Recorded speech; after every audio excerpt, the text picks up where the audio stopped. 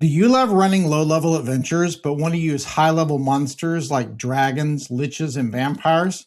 Well, you can have your monster cereal and eat it too. Let's talk about 4 ways to use high-level monsters in low-level adventures. Cool nerd Mark. Disclaimer: if your players are used to playing in popular D20-based RPGs produced since the year 2000, they will probably expect encounters will be fair and balanced, based on some kind of challenge or encounter rating system. What I'm suggesting today is going to bend or maybe break those rules. So if you're going to do something like this, you may want to have a conversation with your players that in your world, not every monster is going to stay in hiding until they reach the proper challenge rating to fight it. I mean, it would be nice if they would, but sometimes high-level monsters want to get some fresh air. A high-level monster can be the driving force behind the conflict in your campaign. An intelligent monster can be a villain moving pawns around the board behind the scenes. Their minions can attack PCs, burn villages, break into shops, poison wells, and do all kinds of evil the players have to step in and stop. Having a high-level villain behind the actions of low-level monsters adds an extra layer of curiosity, challenge, and continuity to your game. Fighting a group of kobolds raiding farms is a fine first-level adventure. But what if the kobolds have magic flaming arrows? Now you raise questions like, where did they get those? Who paid for them or made them? And what did this mysterious figure have against the farmers of the town of Hearthwell? Putting a high-level villain behind the scenes can create a long-term arc for your campaign that makes finally facing that villain far more satisfying once the players are strong enough to do it. It also adds foreshadowing as the players gradually uncover clues about who is behind the evil sweeping across the land, or at least spoiling this year's crops. People love thinking there's a shadowy cabal or evil mastermind behind their everyday troubles. What if it were true? That makes for a good campaign. In Curse of Strahd, the players don't run into the vampire at first level, but everything about the adventure suggests that something dark and evil is going on, and you can feel his presence throughout the adventure.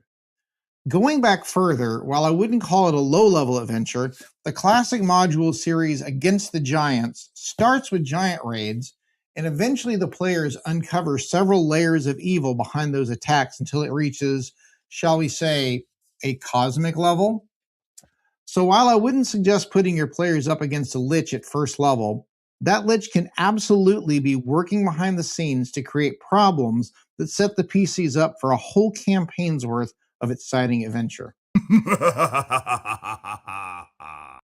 At some point, you want your players to meet their Nemesis. This should happen before they can reasonably defeat him in combat. Maybe they meet at a social event where an open fight would be inappropriate. Maybe they get invited to dinner at her house. Or if it's a red dragon, maybe it flies over the city and sets your cleric's church on fire. Maybe it hates the goddess of water. Maybe it was bored. They are chaotic evil. Meeting the Nemesis can also be indirect. The players might hear rumors, meet someone who knew them as a child, or find pages from their journal. The point is to help the players learn about the villain. They begin to understand motives, likely tactics, and if they're lucky, maybe even uncover a weakness or two. These encounters are great opportunities for roleplay and character development. When the final confrontation comes, you don't want a generic fight with a generic stat block. You want it to feel personal, emotional, and high stakes. You build that by letting the players encounter the villain multiple times in multiple ways. Think about the Dungeons and Dragons cartoon from the 80s. There was never a moment when the party had a real chance of killing Venger, yet they ran into him almost every adventure. If you watch the whole series, you got to know him. And honestly, his story is kind of tragic, especially his connection to the Dungeon Master. I'm working on a new adventure book that I'll start playtesting soon, and it features a vampire named Morta.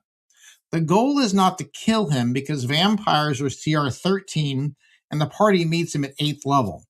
The goal is to discredit him. He's pretending not to be a vampire while running for prime minister of a nation trying very hard to become a modern democracy, and he's having none of that. He's been around for centuries and wants to preserve the old ways. Once the players stop him, that sets up a future adventure where he seeks revenge, and by then, the PCs should be ready for a direct confrontation. I introduced him with a friendly game of cards. Look for that adventure this fall, hopefully around Halloween. Okay, let's shift gears from campaign shaping villains to monsters. Big, dumb, destructive monsters like King Kong, Godzilla, Mothra, Rodan, or the Tarrasque. These creatures are as destructive as a hurricane, but they have arms and legs, sometimes too many arms and legs. A high level adventure might be kill the Tarrasque, but sometimes you release the Tarrasque when the party is level 1. And now the adventure is about surviving, rescuing people, and maybe figuring out how to scare the thing away. In this kind of force of nature adventure, the goal is not to kill the monster.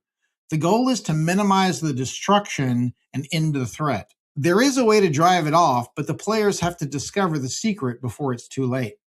Think about how often the kids in the Dungeons and Dragons cartoon face Tiamat.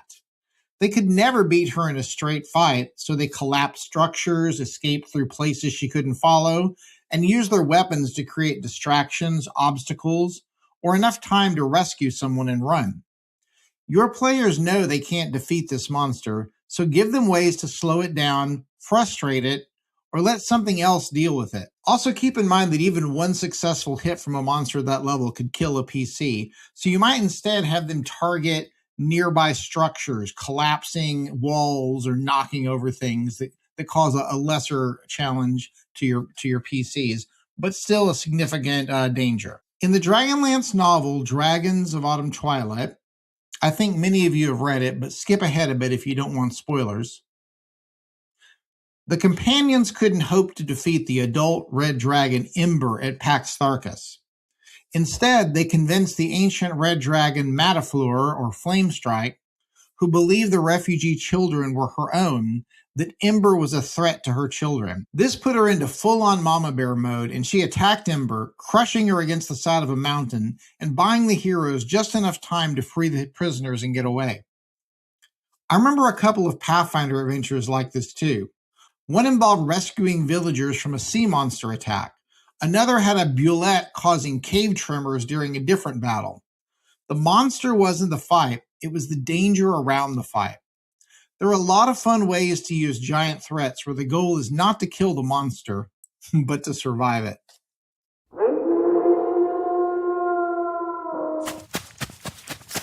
Sometimes the best response to seeing a monster is to run, and to run fast. Dungeons and Dragons, Pathfinder, and several other systems have chase rules. Usually I see them used when the PCs are trying to catch a fleeing criminal, but chase rules work both ways. Some of the best chase scenes in my games have been when the players realized, this foe is beyond any of you. Run! I grew up watching a lot of Scooby-Doo because it was pretty much always on. Before they solved the mystery, they spent a lot of time running away. There was that sound effect. Oh yeah, that one. Lots of fiction is about escaping or outsmarting monsters that are too dangerous to fight. Think about the Black Riders in The Lord of the Rings, The Fellowship of the Ring. When they appear, the hobbits don't stand their ground and roll initiative. They hide, flee, and try to survive until they can reach safety. This means you can build encounters where the goal is not victory through combat. The goal is escape, delaying the monster, or helping other people get to safety. Let's pick a monster that's CR 15 to show how this might work, a purple worm. Purple worms are a great choice because most low-level PCs can't simply outrun one. It has a speed of 50 feet, a burrow speed of 30 through earth, and even a speed of 15 when burrowing through solid rock. Imagine the party clearing a pretty standard cave dungeon with giant centipedes, goblins, skeletons, maybe a gray ooze.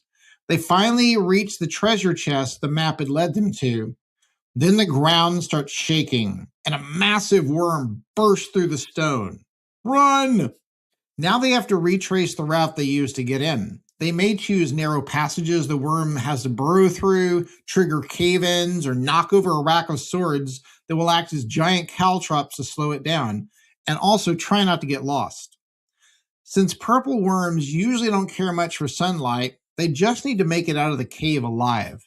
Hopefully they didn't drop all the treasure on the way out.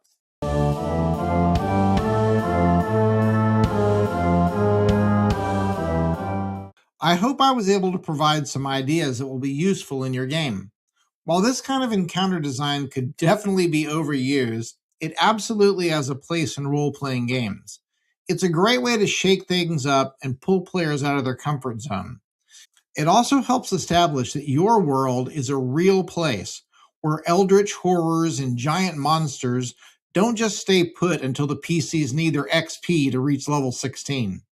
They act on their own motives, pursue their own goals, and play a role in the campaign as a whole. I want to let everyone know that I may be slowing down my release schedule to every other week. So on weeks I'm not doing a new long-form video like this, you can look forward to some other kinds of content. Or hey, just watch what interests you. Either way, I'm glad you're here. I would appreciate it if you check out my music that's available on Spotify, Apple Music, Bandcamp, and even on CD. And you can check out my original adventures and settings at coolnerdmark.com and at DriveThruRPG. The adventure pictured here, Rats on the Farm, is only $1.99, and you can preview it on both of these sites. If you're in the Seattle or Tacoma area like me, I have a number of shows coming up where you can hear my music and take a peek at these adventure books, or just chat with me about D&D. I get really bored at some of them. I really enjoyed chatting with so many of you in the comments and look forward to more adventures together with you cool nerds. Monster cereals are so much fun, eating little marshmallows.